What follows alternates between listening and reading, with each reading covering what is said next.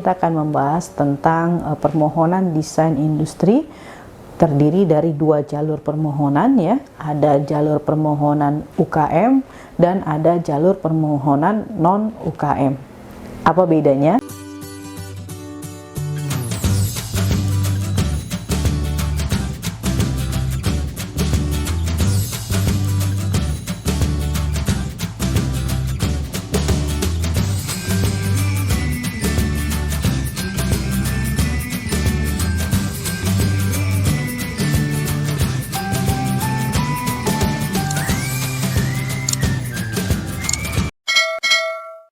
Assalamualaikum warahmatullahi wabarakatuh. Salam Sobat Rensmark dimanapun Anda berada. Ketemu lagi dengan kami, Rensmark, konsultan HQ terdaftar resmi di DJKI.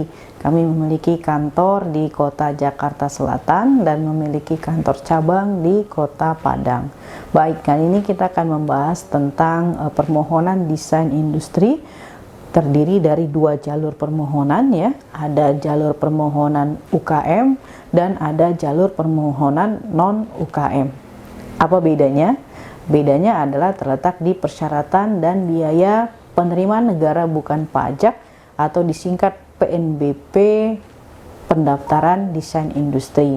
Jadi kalau untuk pemohon merek yang jalur UKM itu biayanya jauh lebih terjangkau, namun syaratnya harus melampirkan surat keterangan rekomendasi dari dinas ya, apakah itu dia dinas koperasi, dinas perdagangan, dinas perindustrian atau dinas pariwisata dan ekonomi kreatif, atau setingkat kementerian ya, kementerian koperasi atau kementerian perdagangan atau kementerian perindustrian atau kementerian pariwisata dan ekonomi kreatif ya. Inti surat keterangan rekomendasi bahwa pemohon adalah merupakan pelaku usaha UKM yang mendaftarkan yang ingin melindungi desain industrinya dengan judul apa begitu ya.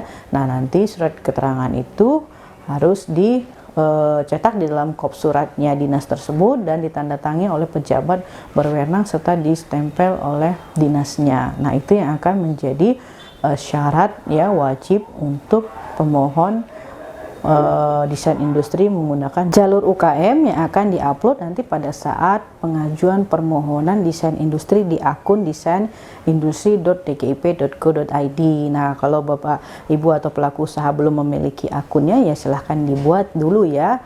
Saatnya harus menggunakan email. Bisa juga menggunakan jasa konsultan hak kekayaan intelektual. Nanti oleh jasa konsultan HQ-nya akan dibantu dari mulai persiapan dokumen, kemudian proses pengajuan permohonan desain industrinya. Tentu menggunakan akun konsultan HKI ya.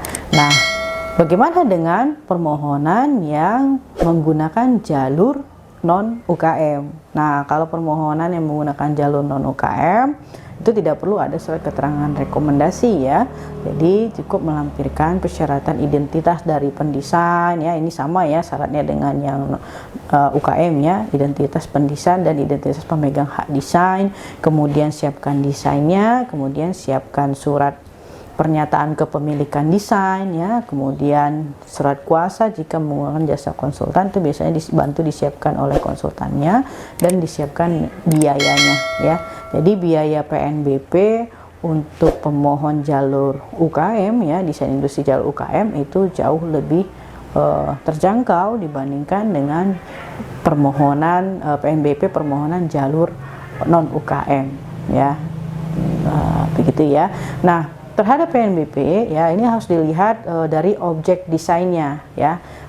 Desain yang ingin dilindungi, apakah desain yang ingin dilindungi itu merupakan satu desain industri atau merupakan satu kesatuan desain industri ya, karena biaya PNBP-nya akan berbeda antara satu desain industri dengan satu kesatuan desain industri. Nah, ini harus diperhatikan ya, masuknya yang mana. Demikian kami sampaikan. Assalamualaikum warahmatullahi wabarakatuh.